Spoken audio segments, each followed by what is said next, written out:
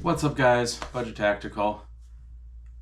Decided to film a bipod video and I had more bipods than I thought I did.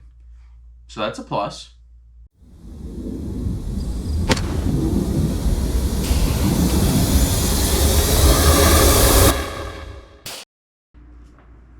Attachment method is the first thing you have to figure out, whether that's going to be a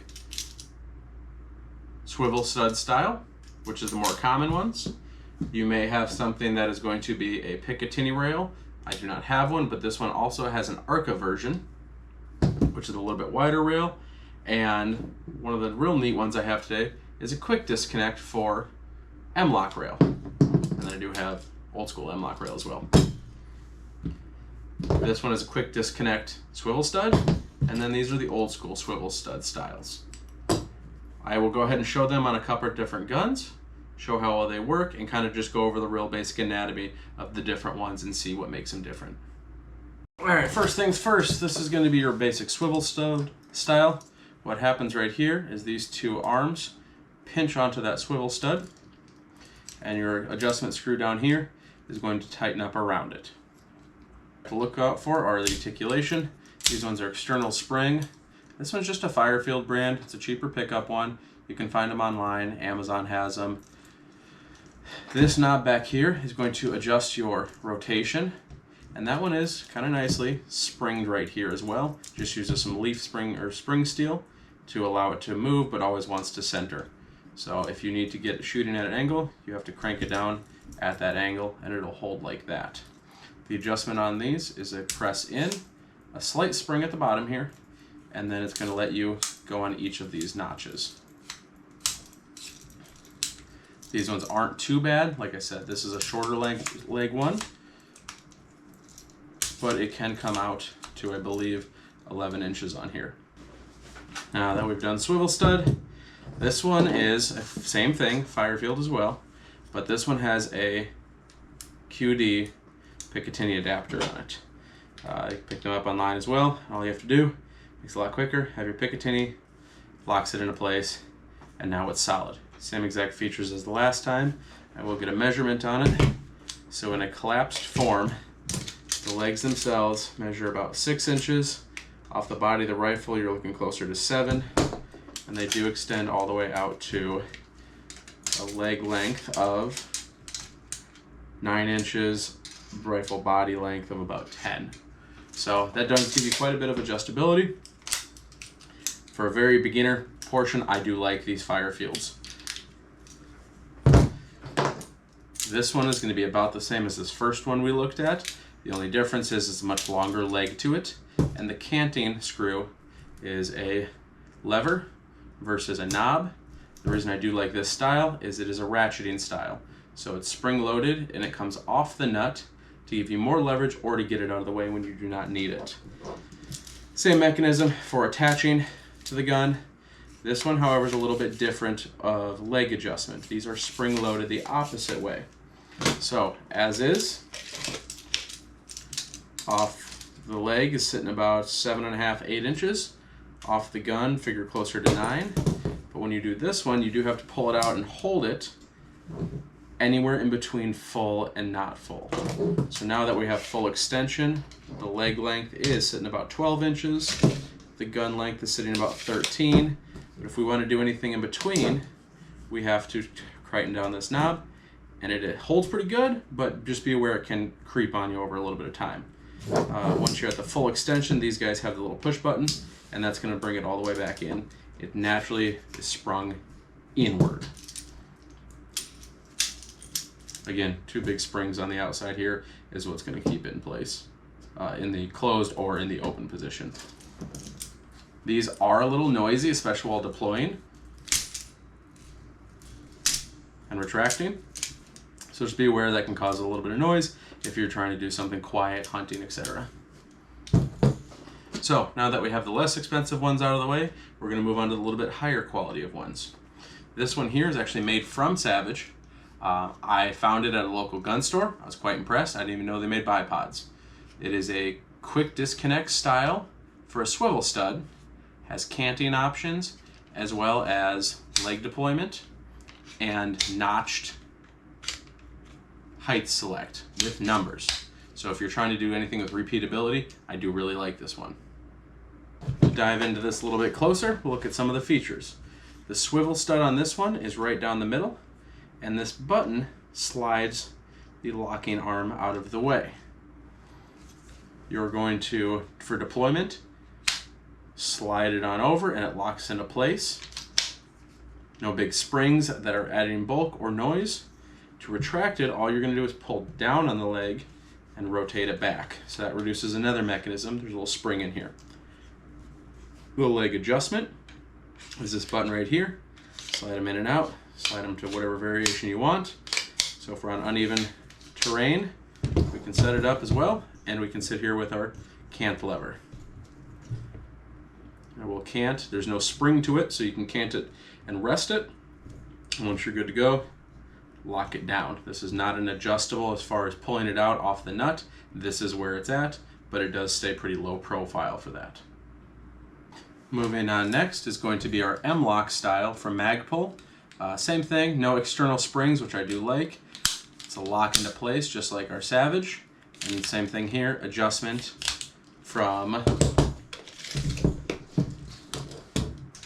legs 6 inches to rifle 8 inches, all the way out to leg of 9.5 to rifle about 11.5. This one does have a little bit of a double duty in the fact that this knurled knob doubles as a barricade stop.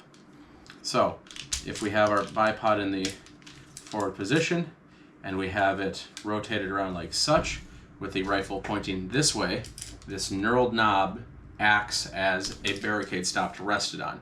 What you'll probably want to do is you'll rest on this knurled knob right here.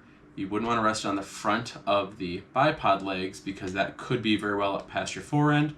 And when doing shooting, you never want your barrel to be in contact with anything it shouldn't be. That's why the fore end is there. Attachment method here is just traditional M-lock screws from patented M-lock. Your knurled knob dubs also act as your canting device. So same thing, no spring here, cant it to where you need, lock it down, and you're good to go. She's not going anywhere.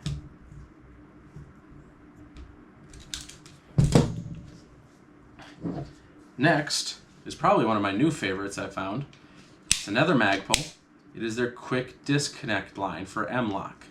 So about the same leg structure, everything looks good there.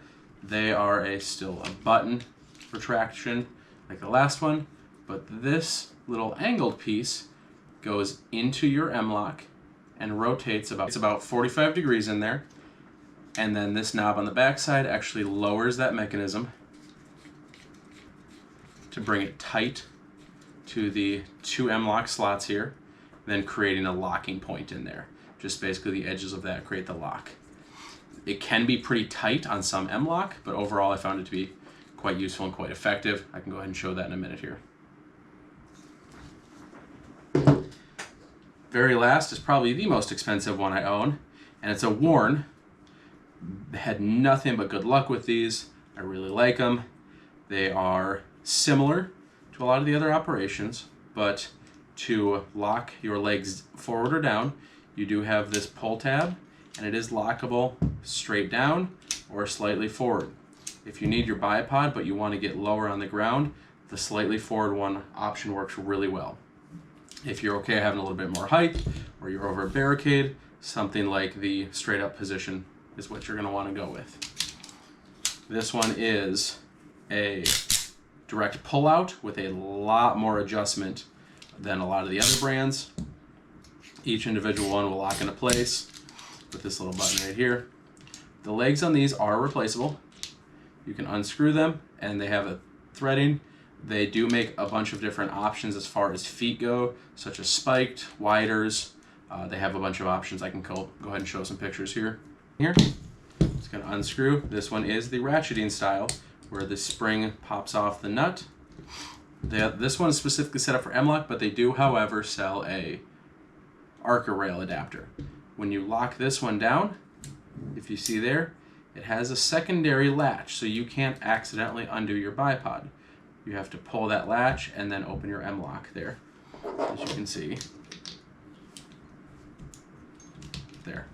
Now remember, anything with M-lock There is slight spec issues, or not totally in spec, so you'll have a knob over here or some sort of adjustment. So if yours latches too loosely or too tightly, you can make that adjustment on that knurled knob over here when it's in the open position. Adjusting it slightly, locking it in place, and that already feels more fit. All right, we'll go ahead and start with the Warne first. That is our M-lock style. One of our M-lock styles. And all you have to do, get it locked over top of the M-lock, pull it tight, and then you have a stable shooting platform. To undo it, you have that little tab again, flip it open, off, you're good to go.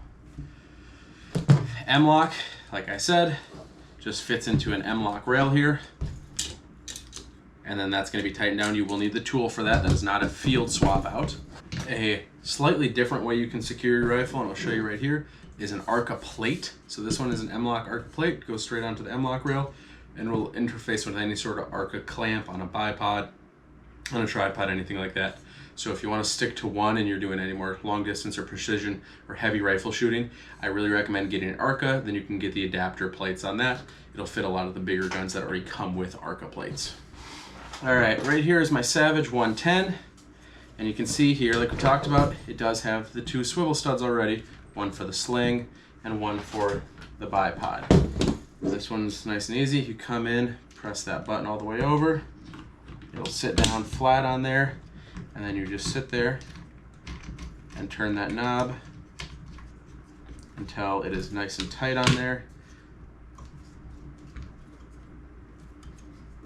It is easier to do in the open position. That knob's nice and tight. And if you look at it, other than the cant moving obviously, you have very little wiggle out of that tripod, that bipod. All right, and probably one of my favorite newer designs is the Magpul Quick Disconnect. So this has M-lock below it. You simply put it on, push it into the opening there, center it, and then you tighten that knob. Once you feel it get nice and snug, flip your legs out, and then again, you have almost no movement from it. It's a nice quick alternative if you don't want to carry the weight on the end of the rifle, but you do plan on making a shot.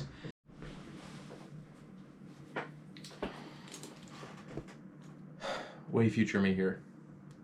I'm editing, and I forgot to finish the video, like the outro and everything. So, get down to it. You get what you pay for the bipods. The cheap Firefields and stuff like that, they work fine. Wouldn't trust them anything over a .308 caliber.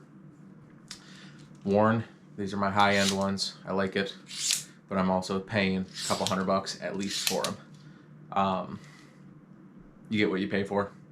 Spend the money, get a good, stable shooting platform, especially if you're doing any sort of distance.